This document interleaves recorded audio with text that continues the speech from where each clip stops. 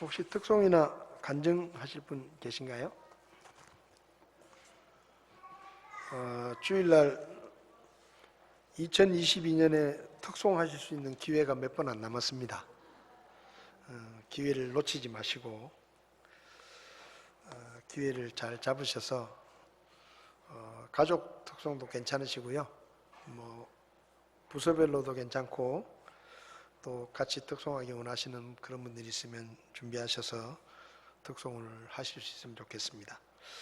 오늘은 시편 21편의 말씀을 같이 보시겠습니다. 시편 21편 1절부터 13절까지 말씀인데요. 오늘은 1절에서 6절까지만 보겠습니다. 시편 121편 1절에서 6절까지 말씀을 우리 한 목소리로 같이 읽겠습니다.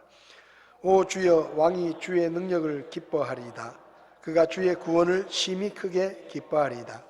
주께서 그의 마음의 소원을 들어주셨으며 그의 입술의 요구를 거절하지 아니하셨나이다. 셀라. 주께서 선하심의 복들을 가지고 그보다 앞서가시며 순금 왕관을 그의 머리에 씌워 주시나이다. 그가 주께 생명을 구하매 주께서 그에게 그것을 주셨사오며 곧 영원 무궁토록 많은 날을 주셨나이다. 주의 구원으로 인해 그의 영광이 크오니 주께서 존귀와 위엄을 그 위에 두셨나이다. 주께서 그를 영원토록 지극히 복되게 하시오며 주의 얼굴 표정으로 그를 심히 즐겁게 하셨나이다. 아멘. 잠시 기도하겠습니다. 하나님 아버지, 오늘도 오후 시간에 하나님의 말씀을 함께 나눕니다. 주의 종을 주께서 쓰셔서 하나님의 말씀이 선포되게 하시고 그 말씀을 통해 아멘으로 화답하며 우리의 삶 가운데 구체적인 삶의 변화가 일어날 수 있게 저희를 도와주시기를 원합니다. 세월이 가면 갈수록 저희들이 더 주님을 닮아가게 하시고 우리의 생각하는 것이, 말하는 것이, 우리가 행동하는 모든 것들이 주님을 더 닮아가는 그런 시간들이 되게 도와주시기를 원합니다. 이 시간 부족한 종을 주님께서 써주시기 원하며 예수님의 이름으로 기도했습니다. 아멘. 자리에 앉으시겠습니다. 지난 시간에 살펴본 시편 20편은 전쟁터에 나갈 때 그 전쟁터에서 승리하기를 기도하는 그런 기도의 시였습니다.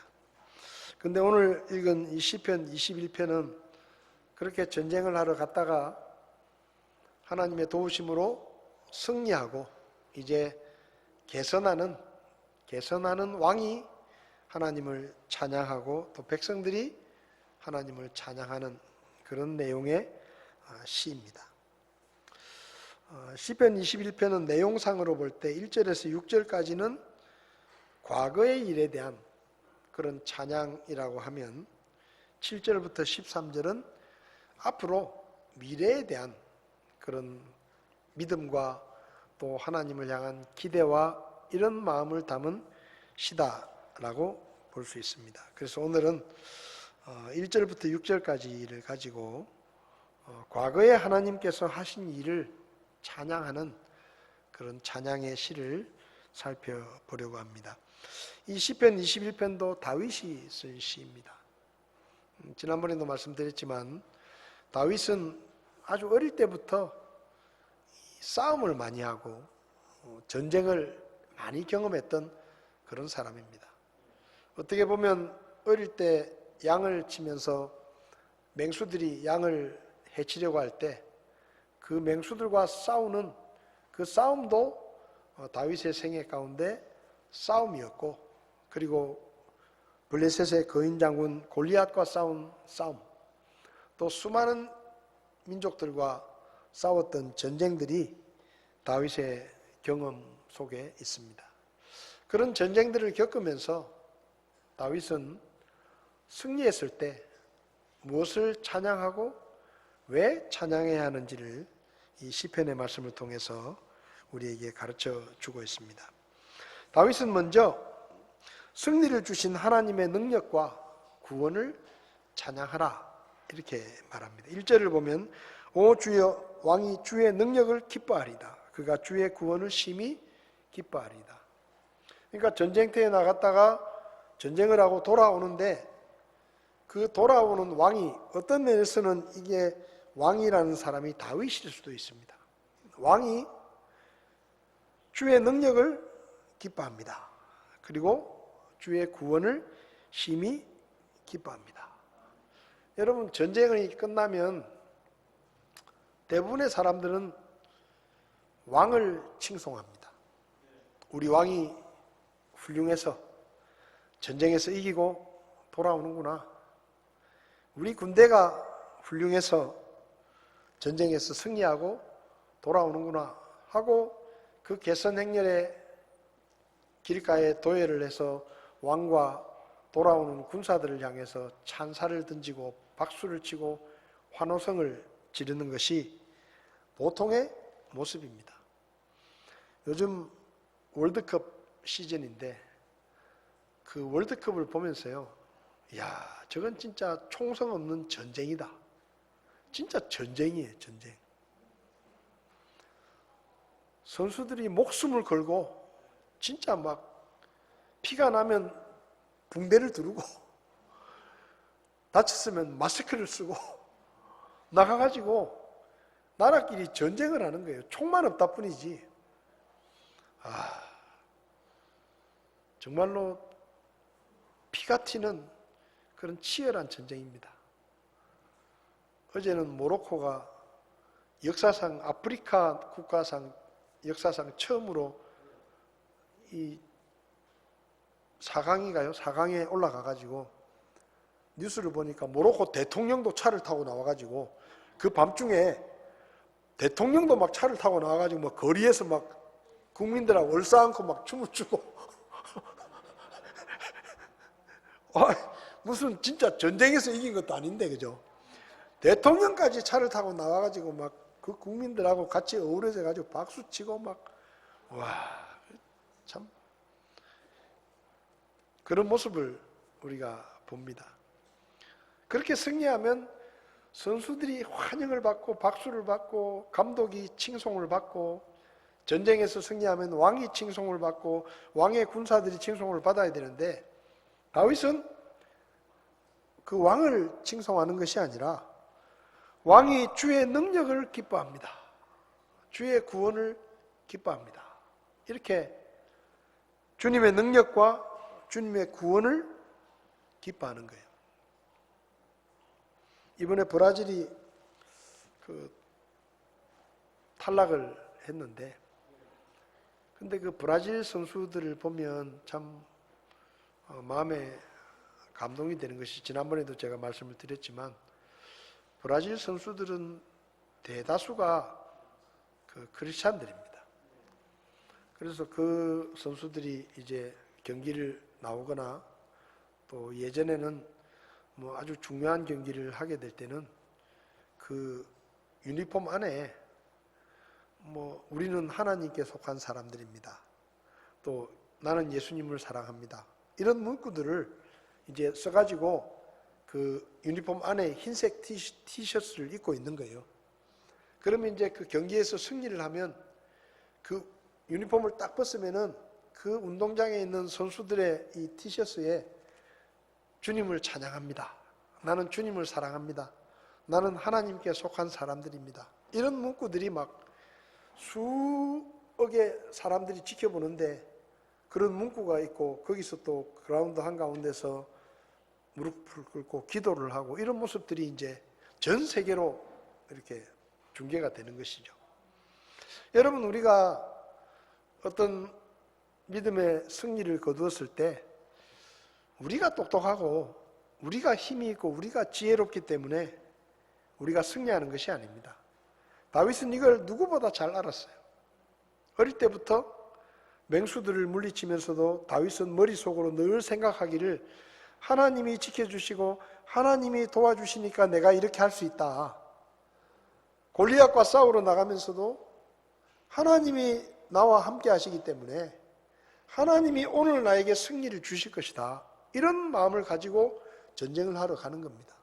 그러니까 전쟁에서 승리하고 나면 내가 잘나서, 내가 똑똑해서 하고 자기를 높이는 것이 아니라 주님의 능력과 주님의 구원을 기뻐하는 것이죠. 2절을 보면 주께서 그의 마음에 소원을 들어주셨으며 그의 입술의 요구를 거절하지 아니하였도다.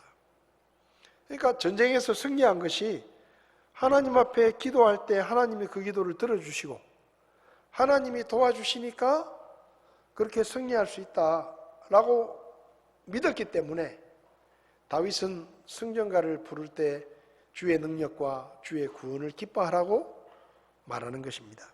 여기 셀라라는 말이 있는데 이 셀라라는 말은 쉽게 말하면 이런 겁니다. 잠깐 멈추어서 돌아보라. 이게 쉼표입니다. 쉼표. 이를테면 노래로 말하면 쉼표예요. 한 박자 쉼표. 그러니까 잠깐 멈춰서 한번 생각해 보라는 것입니다. 전쟁에서 승리했을 때 그 승리에 도취돼 가지고 승리의 기쁨에 취해서 마치 자기가 무엇이 된 것처럼 내가 뭘 잘해서 어떤 일을 이루었던 것처럼 흥분하거나 들뜨지 말고 잠깐 멈춰서 한번 생각해 보라는 것입니다. 깊이 생각해 봐라. 내가 어떻게 승리했는지, 내가 어떻게 이런 일들을 이룰 수 있었는지 한번 잠시 멈춰서 생각해 보라 이 말이에요. 여러분, 잠시 멈춰서 생각해 보면 나는 보잘것없는 사람이라는 것을 금방 깨닫게 됩니다. 여러분, 사람이 얼마나 약합니까? 숨을 1분, 2분만 못 쉬면 죽어요. 모든 게 다 끝납니다. 아무리 돈이 많은 사람도, 아무리 힘이 센 사람도 한동안 숨을 쉬지 못하면 그냥 죽는 거예요. 아무것도 할 수가 없어요. 그게 사람이에요. 근데 우리가 이걸 잊어버리고 삽니다. 잠시 멈춰서 생각을 안 하고 계속 바쁘게 살다 보면 내가 똑똑해서 지금까지 먹고 살아온 것 같고 내가 똑똑해서 참 믿음 생활도 잘하고 있는 것 같고 내가 잘나서 뭔가를 하고 있는 것 같고 이런 생각이 들어요. 근데 잠시 멈추어서 깊이 생각해 보면 야, 나는 참 아무것도 아닌데 나는 정말로 약하고 부족하고 쓸모없는데 참 지금까지 내가 살아온 것이 하나님의 은혜구나. 이런 생각을 하게 되는 겁니다. 제가 태어났을 때 어머니가 저 때문에 편찮으시다가 일찍 돌아가셨는데 제가 태어났을 때 저희 아버지가 제가 오래 못 살 줄 알았대요. 제가 오래 못 살 줄 알고 어머니도 몸이 안 좋으신 상태에서 제가 태어났기 때문에 저도 또 아주 약하게 태어나가지고 오래 못 살겠다 이런 생각을 하셨다 그래요. 근데 저희 집에서 제가 키가 제일 큽니다. 또 저희 집에서 제가 그래도 건강한 편입니다. 어떻게 그렇게 살았을까? 충청도 시골에 전기도 안 들어오는 그 첩첩산중에 태어난 촌놈이 어떻게 참 지금까지 살아왔을까? 생각해보면 정말 하나님의 은혜예요. 제가 지금까지 살면서 죽을 뻔했던 일들이 여러 번 있습니다. 한 1, 2초만 제가 빨리 움직였으면 죽을 뻔했던 일들이 있어요. 교통사고가 나도 바로 제 앞에 차가 사고가 나고 그거 알 수 없는 거잖아요. 그걸 일일이 우리가 알고 피해 다니는 거 아니지 않습니까? 근데 어쨌든 지금까지 하나님의 능력과 그분의 도우심과 그분께서 보호해 주셔서 지금까지 살고 있는 것이 참 하나님 앞에 감사가 됩니다. 근데 이걸요, 정신없이 살다 보면 이런 생각을 못 해요. 잠깐 멈춰야 돼요. 잠깐 멈춰서서 진지하게 지나온 삶들을 돌아다 보면 아, 그때 하나님이 나를 붙잡아 주셨구나. 아, 그때 내가 앞으로 가지 못하도록 하나님이 내 발목을 붙잡고 계셨구나. 그래서 내가 그 1, 2초 사이에 내가 살았구나. 이런 생각을 하게 되는 겁니다. 다윗은 지금 게선 장군의 행렬 앞에서 네가 잘나서 승리한 게 아니다. 하나님의 능력과 하나님의 도우심 때문에 지금까지 살아온 것이고 또 승리한 것이다 라고 이야기하는 거죠. 우리 찬송가 301장 반주 없어도 됩니다. 우리 301장 가사를 생각하시면서 1절만 반주 없이 가사를 생각하시면서 한번 찬송해 보겠습니다. 지금까지 지내온 것 주의 크신 은혜라 한이 없는 주의 사랑 어찌 이루 말하랴 자나깨나 주의 손이 항상 살펴주시고 모든 일을 주 안에서 형통하게 하시네. 지금까지 지내온 것 주의 크신 은혜라. 한번 생각해 보십시오. 그냥 바쁘게 막 여기저기 분주하게 막 돌아다니는 그런 시간 속에서 잠시 멈추어서 야, 내가 어떻게 지금까지 굶어 죽지 않고 살았나? 내가 지금까지 큰 병을 얻어서 어느 날 갑자기 죽지 않고 지금까지 내가 살아왔을까? 이런 생각 하다 보면 저절로 그냥 하나님이 생각나요. 하나님이 도와주셨다는 게 그냥 마음에 와 닿는 겁니다. 정직한 마음이 돼요. 아, 하나님 나는 아무것도 아닌데 맞습니다. 저는 지금까지 살아올 만한 그런 힘도 능력도 지혜도 없었는데 정말 하나님이 여기까지 저를 도와주셨군요. 그런 생각이 그냥 저절로 나는 겁니다.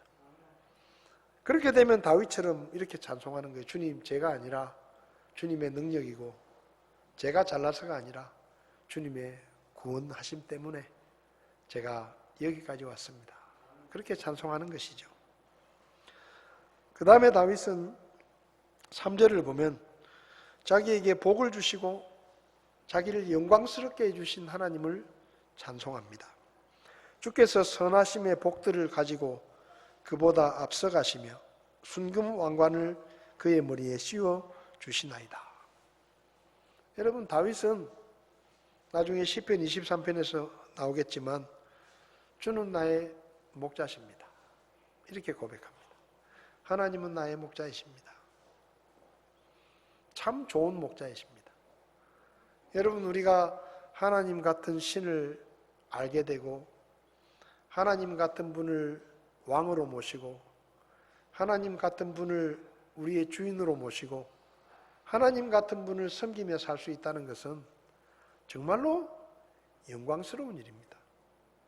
여러분, 하나님은 우리에게 정말로 복을 주고 싶어가지고 안달이 나신 그런 하나님이십니다.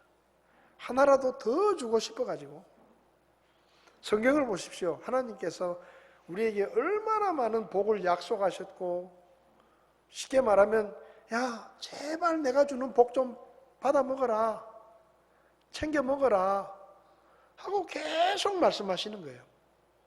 나는 너를 위해 이만큼 복을 준비해 놨는데 너는 왜 이것밖에 받아 누리지 못하느냐. 내 말만 잘 들어라.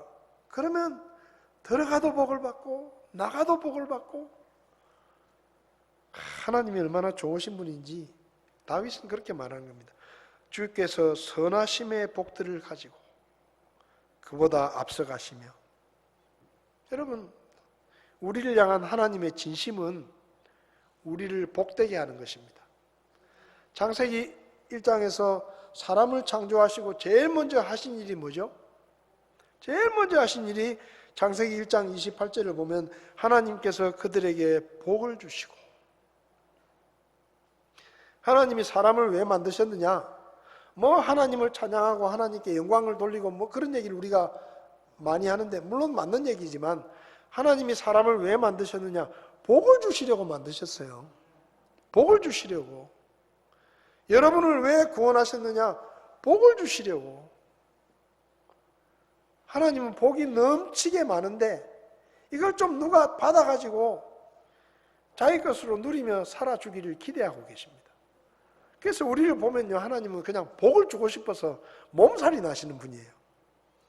창세기 9장을 보십시오. 노아 시대 때 대홍수를 일으켜가지고 하나님께서 사람 만드신 것을 후회하시면서 사람들을 다 죽게 하셨습니다. 노아의 가족들만 살게 하셨죠. 근데 창세기 9장 1절을 보면 그 대홍수로 사람들을 다 죽이셨던 그 하나님이 노아가 가족들을 데리고 방주에서 나오니까 9장 1절을 보면 하나님께서 노아와 그의 아들들에게 복을 주시며, 창세기 12장에서도 아브라함을 부르실 때도 하나님께서 이렇게 말합니다.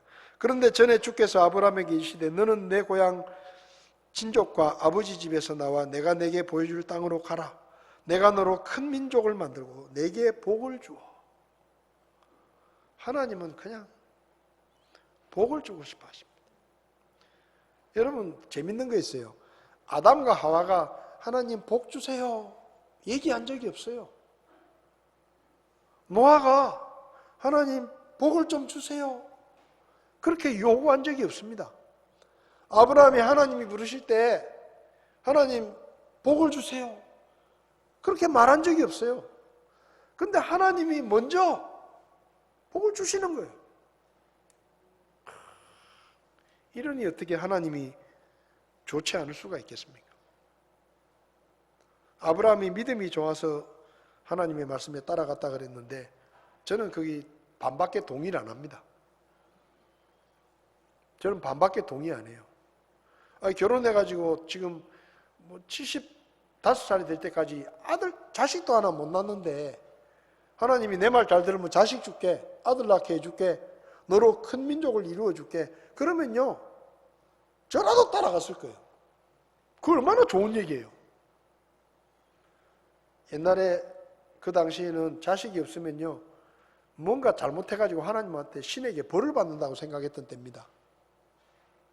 근데 그때 결혼해가지고 애가 없는데 보통 그 당시에는 오래 살았지만 그래도 한 40살 이렇게 되면 결혼을 안 했겠습니까?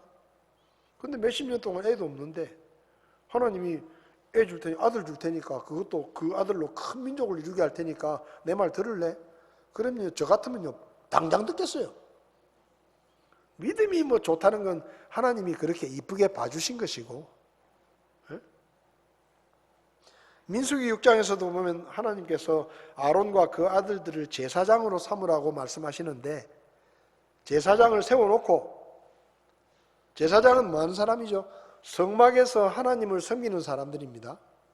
근데 하나님이 아론과 그 아들들을 제사장으로 구별해놓고 그 사람들이 성막에서 일을 하기도 전에 제일 먼저 시킨 일이 뭐냐? 이스라엘 백성들에게 복을 선포해라.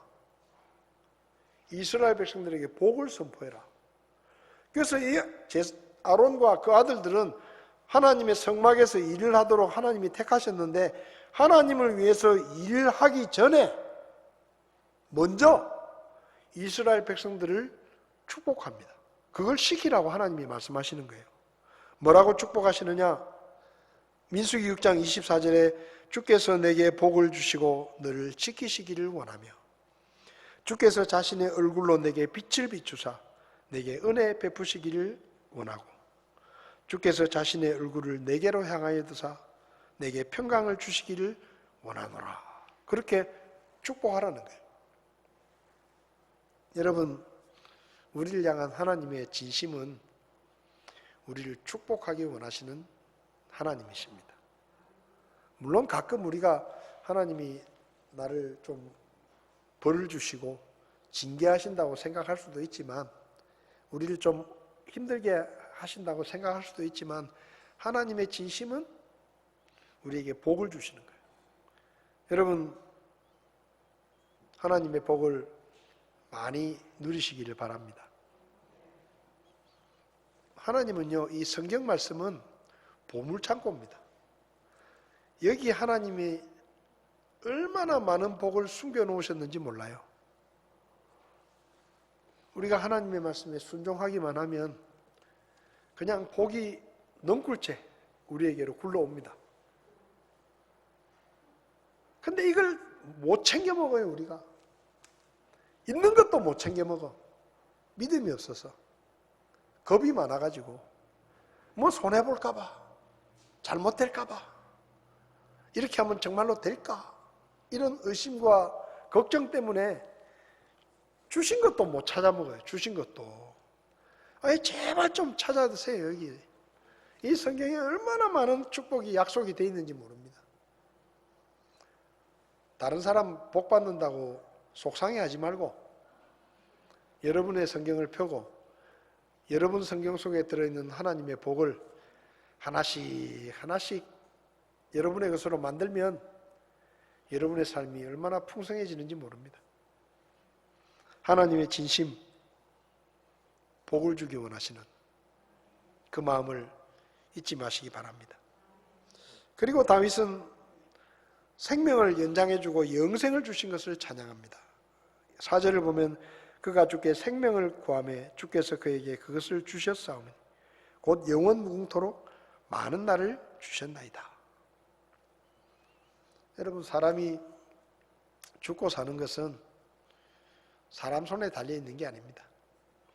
내가 음식을 조심해서 먹고 건강을 위해서 열심히 운동하고 몸에 해로운 것은 안 하고 좋은 생각을 하고 좋은 음식을 먹고 그렇게 신경을 쓰고 관리를 잘 하면 백수할 것이다.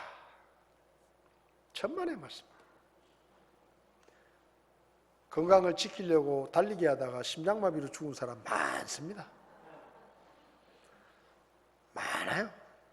건강하게 오래 살겠다고 그냥 운동하러 나갔다가 많습니다.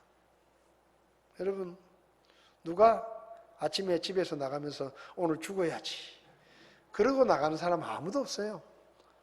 근데 나갔던 사람이 돌아오지 않는 경우도 얼마나 많은지 모릅니다. 10대 아이들 4명이 차를 타고 가다가 전봇대를 들이받아가지고 2명이 죽고 2명은 병원에 실려갔다. 뉴스에 나오더라고요. 자기 부모 차를 이렇게 타고 나갔는데 그 누가 그걸 생각을 했겠어요? 여러분, 다윗은 아는 겁니다. 전쟁터에 나갔다가 죽을 수도 있고 살 수도 있는데 그 하나님의 손에 달려있다. 그래서 전쟁을 하고 내가 살아서 돌아오면 주님께서 내게 생명을 주셨기 때문에 내가 살아있는 것이다 라고 찬송하는 겁니다. 그리고 이 땅에서의 생명뿐만 아니라 영원히 주의 나라에서 주님과 함께 살 수 있는 영원한 생명을 우리에게 허락해 주셨다. 이걸 찬송하는 거예요. 여러분, 우리에게 영원한 하나님의 나라에 들어가서 주님과 함께 영원히 살 수 있다는 것, 이게 얼마나 큰 축복인지 모릅니다. 옛날에 주일학교 찬송 부르는 찬송 중에 나는 야 친구 되신 하나님과 푸른 초장 한없이 거니네, 그런 찬송이 있어요. 주님과 함께 손을 잡고 함께 걷는. 여러분, 우리가 태어났을 때 아담의 후손으로 영원히 멸망할 죄인으로 태어났는데 그 주님과 함께 영원히 산다는 것을 꿈이나 꿀 수 있었겠습니까? 그런데 그걸 우리에게 허락해 주셨어요. 주님께서. 제가 1980년 10월 달에 예수님을 믿고 구원을 받았는데 제가 1980년 8월 달에 죽었으면 어떻게 됐을까요? 1980년 8월 달에 제가 죽었으면 오늘의 저는 없는 겁니다. 그냥 지옥 어딘가에서 고통스럽게 영원한 형벌을 받고 있겠죠. 근데 하나님께서 기다려 주신 거예요. 저를 살려 주신 겁니다. 제가 복음을 듣고 예수님을 믿고 구원을 받을 때까지 저를 살려 주신 거예요. 여러 번 있었습니다. 어릴 때 시골에서 참 비 오는 날은 학교도, 평소에는 학교도 별로 잘 안 가고 싶어 했으면서 비 오는 날 또 학교가 그렇게 가고 싶어 가지고, 근데 개울가에 갔는데 개울이 막 물이 넘쳐가지고 막 찰랑찰랑하고 있는데 그놈의 또 이상한 욕심이 발해가지고 학교를 꼭 가겠다고 그 개울을 들어가가지고 떠내려가가지고 동네 아저씨가 안 건져줬으면 저 죽었을 거예요. 참, 그랬던 생각이 나요. 어릴 때 시골에서 다 학교 가니까 놀 애들이 없으니까 아버지한테 아버지 저 학교 보내주세요. 왜? 놀 애들이 없어요. 근데 학교 갈 나이가 안 됐는데 학교를 보내달라는 거예요. 그 아버지가 야 너는 좀 이따 가야 학교 좀 이따 가야 된다. 나 학교 안 보내주면 나 죽겠다고. 그러면서 제 기억에는 한 6m 정도 높이의 논두렁 위에 서가지고 제가 학교 안 보내주면 뛰어내리겠다고 겁을 줬어요, 아버지를. 근데 아버지가 그냥 장난인 줄 알고 뛰어봐라? 그래서 제가 뛰었어요. 그래가지고 이 새끼손가락이 꺾어져가지고 지금도 모양이 좀 이상해요. 논바닥에 처박혀가지고. 그래도 살았어요. 그래도 살았어요. 군대 생활할 때도 사격장에 갔는데, 이제 제가 평소에는 이제 아주 인격적으로 대하는데, 제가 예수 믿는 사람이니까 제가 욕을 할 때도 있어요. 사격장에 가면 제가 욕을 해요. 왜냐하면 거기서는 정신을 안 차리면 이게 사고로 연결되니까 막 제가 막 욕을 하면서 막 혼냅니다. 근데 이놈 자식이 총을 가지고 막 갑자기 뒤로 돌아서더니 이병장님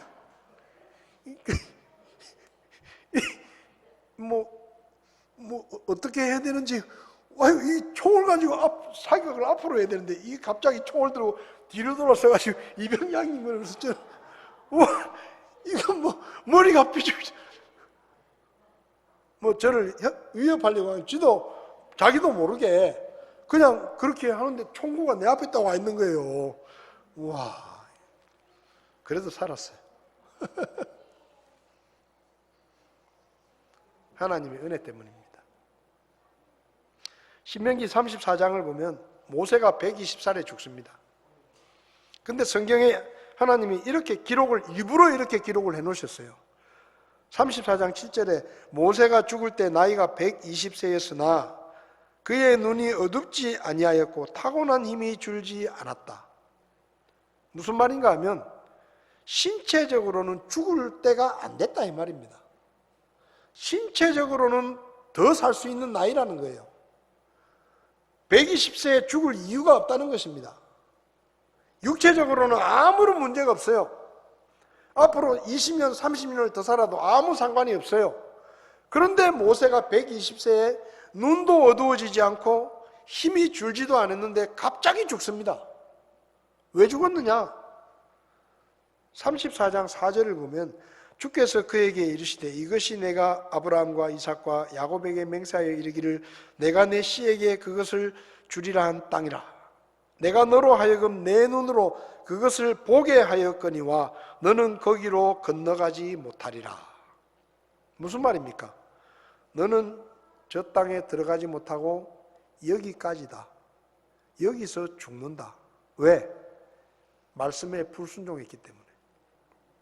그리고 5절에 이와 같이 주의 종 모세가 주의 말씀대로 거기서 모압 땅에서 죽으니라. 120세 팔팔했어요. 앞으로 100년은 더 살 만큼 체력도 있었고 힘도 있었고 심지어 눈도 어두워지지 않았고 얼마든지 더 살 수 있었어요. 그런데 하나님께서 여기까지, 그러니까 끝나는 거예요.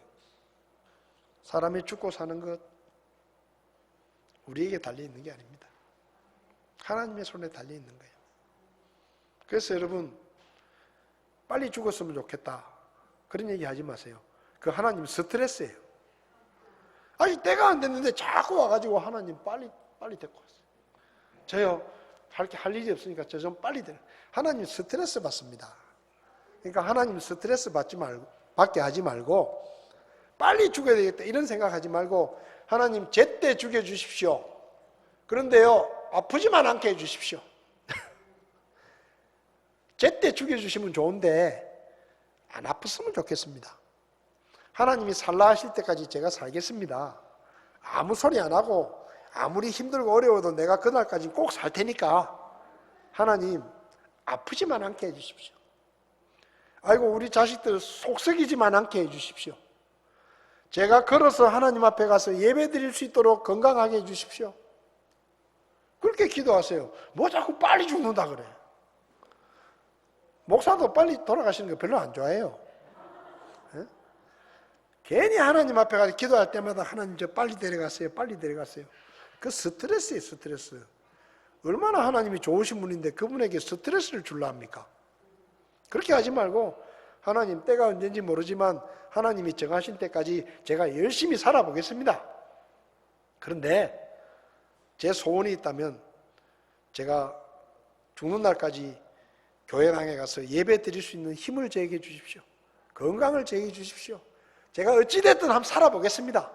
주님이 정해놓은 날이 언젠지 모르지만 그때까지 제가 열심히 살아볼 텐데 하나님 저를 도와주시고 강건하게 하시고 건강하게 살다가 저녁 잘 먹고 자는 바람에 주님 부르시면 주님 앞에 가게 해주십시오. 어떤 목사님들은 자기는 설교하다 죽고 싶대. 난 무서워요. 설교하다 죽으면 성도들이 얼마나 놀라겠어요. 저는 절대 그렇게 기도 안 합니다.